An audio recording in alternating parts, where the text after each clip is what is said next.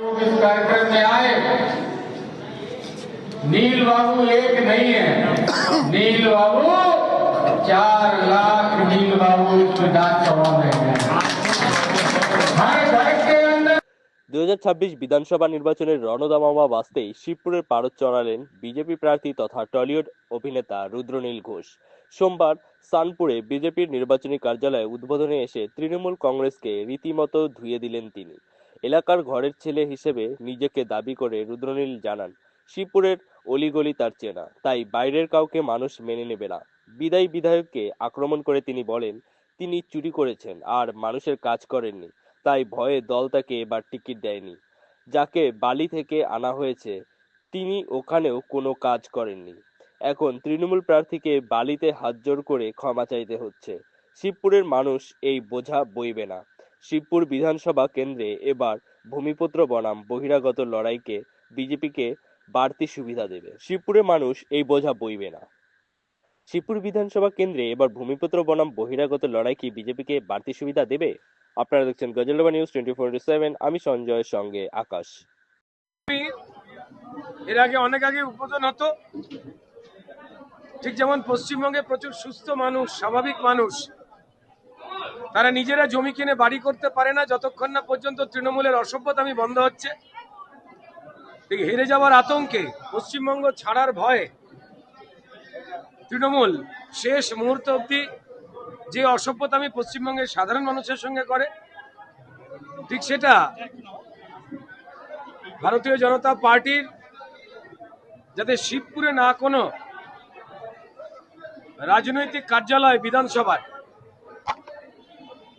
সেটা যাতে না হতে পারে, তারা বহুভাবে বাধা দেওয়ার চেষ্টা করেছে।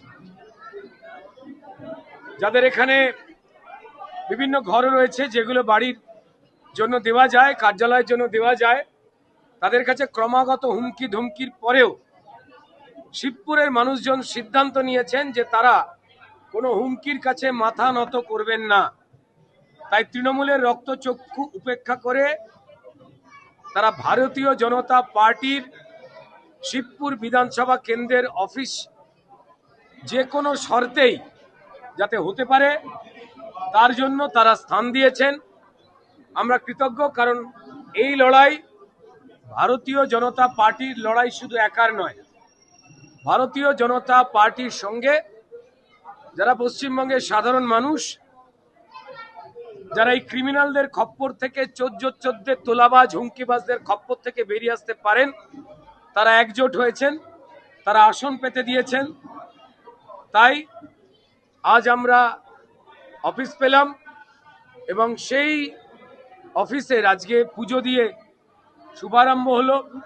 আমাদের হাওড়া জেলার সভাপতি সম্মানীয় গৌরাঙ্গ ভট্টাচার্য মহাশয় এবং আমাদের এই বিধানসভা যিনি প্রভারী রয়েছেন মনোজ ত্যাগীজি, এবং আনন্দের কথা উত্তরপ্রদেশের থেকে আসা সম্মানীয় মন্ত্রী সঞ্জয় সিং গংওয়ারজি, তিনি উপস্থিত ছিলেন, এবং আমাদের 3টি মণ্ডল, শিবপুর বিধানসভার তার শক্তি কেন্দ্র এবং তার বুথের যত কর্মীরা রয়েছেন, মায়েরা, বোনেরা, দিদিরা, দাদারা রয়েছেন, তারা একসঙ্গেই আমরা পুজো দিলাম এবং সংকল্প নিলাম যে বিশ্বাস, যে আস্থা শিবপুরের মানুষ এই চোর তাড়াতে, অপরাধী তাড়াতে ভারতীয় জনতা পার্টির প্রতি যে আস্থা রাখছে, যেন আমরা সেই পরিশ্রম করে এই জলে ডুবে থাকা, ড্রেনের নোংরায় ভেসে যাওয়া, খাবার জল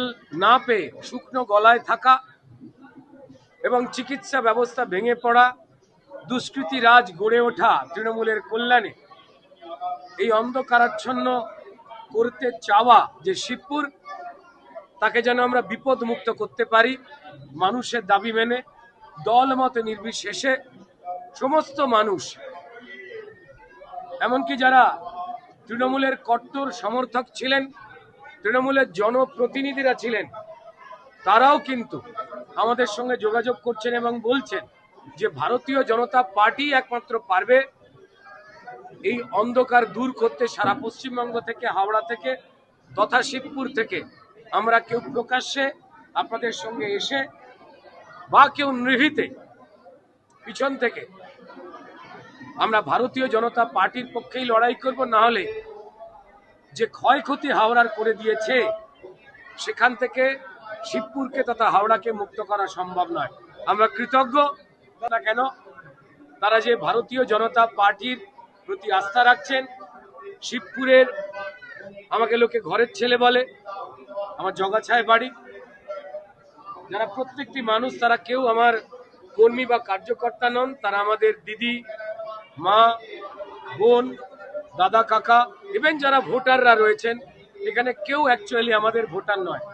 তারা ভারতীয় জনতা পার্টির সঙ্গে থাকা নিভৃতে চলার সহযোদ্ধা, যারা পশ্চিম বাংলাদেশ হতে দিতে চায় না পশ্চিমবঙ্গকে, যারা ক্রিমিনালের রাজত্বে মরতে চায় না, নিজেদের ভবিষ্যৎ প্রজন্মের বাচ্চাদের ভবিষ্যৎ যারা নষ্ট করতে চায় না, তারা সব এক হচ্ছেন পদ্মফুলের ঝান্ডার পাশে দলমত নির্বিশেষে।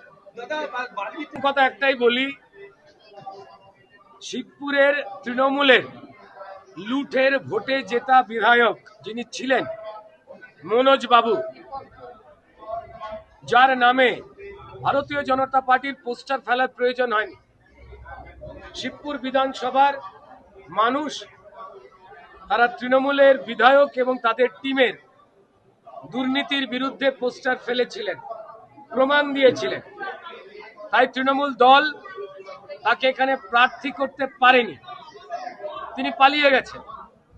তার বদলে বালি বিধানসভাতেও একই কাজ যিনি করেছেন, যিনি অকেজো বলেই পরিচিত, আমার কথায় নয়, তার বদলে শিবপুরের পাশের বালি বিধানসভায় তৃণমূল যে নতুন প্রার্থী দিয়েছে কৈলাস মিশ্র, তিনি নিজে দৌড়ে দৌড়ে মানুষের কাছে গিয়ে ক্ষমা চাইছেন যে এর আগের বিধায়ক ডক্টর রানাবাবু তিনি যে কাজ করেননি তার প্রতি যে রাগ রয়েছে আমায় ক্ষমা করে দেবেন। এ আমার কথা নয়। তাহলে তৃণমূলই স্বীকার করছে তাদের বালির বিধায়ক রানাবাবু, যাকে শিবপুরে পাঠানো হয়েছে, তিনি বালিতে কাজ করতে পারেনি বলেই তাকে বিতাড়ন করা হয়েছে। শিবপুরের বিধায়ক তিনি বিতাড়িত হলেন, দাঁড়ালেন না, তার বদলে মাইগ্রেটেড বিধায়ক, বাইরে থেকে আনা বিধায়ক, যিনি আর একটা বিধানসভাকে জ্বালিয়ে এসেছেন কাজ না করে। শিবপুরের মানুষ জানেন যে তাকে যদি শিবপুরে ভোট দেওয়া হয় তার মানে আবার জ্বালাতনে ফেলা নিজেদের।